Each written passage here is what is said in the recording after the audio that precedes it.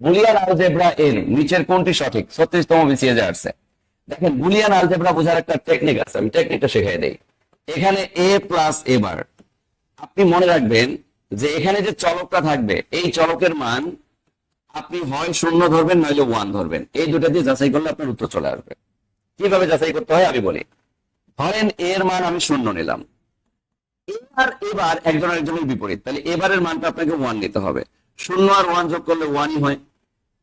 এবার যদি আপনি এর মান ওয়ান নেন তাহলে এবারের মান আপনার শূন্য হয়ে যাবে, তারপরে যোগ করলে কত হয়? ওয়ান।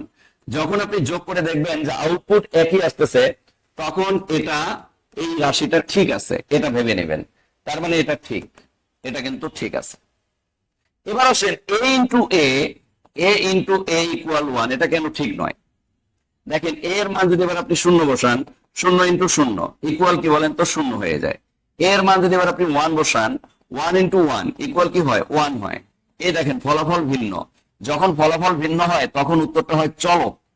তখন ফলাফল ফলাফল মানে ভিন্ন হইলে উত্তরটা হয় চলক, উত্তর আসলে এ হবে। কারণ এর মান যখন আমি শূন্য নিছি তখন ফলাফল পেয়েছি শূন্য, এর মান যখন ওয়ান নিছি তখন ফলাফল পেয়েছি ওয়ান। এখন আপনি বলতে পারেন ভাই এখানে কেন আপনি বিপরীত মান নিলেন না? ভাই এখানে কিন্তু এ বার নাই, এখানে দুইটাই এ, তার মানে দুইটাই এ হওয়ার কারণে আমি একটা এর মান যা নিব আরেকটা এর মান তাই নিব। যদি এ ইন্টু এ বার থাকতো, ধরেন এটাই যদি এইভাবে থাকতো, A into A bar equal what, তাহলে এর মান শূন্য নিলে এবারের মান ওয়ান নিতে হইতো, তাও উত্তর হইতো শূন্য। এর মান ওয়ান নিলে এবারের মান শূন্য নিতে হইতো, শূন্য দ্বারা কোনো কিছু গুণ করলে শূন্যই হয়, এটা হয়ে যেত শূন্য, তখন কিন্তু আউটপুট শূন্য হইতো।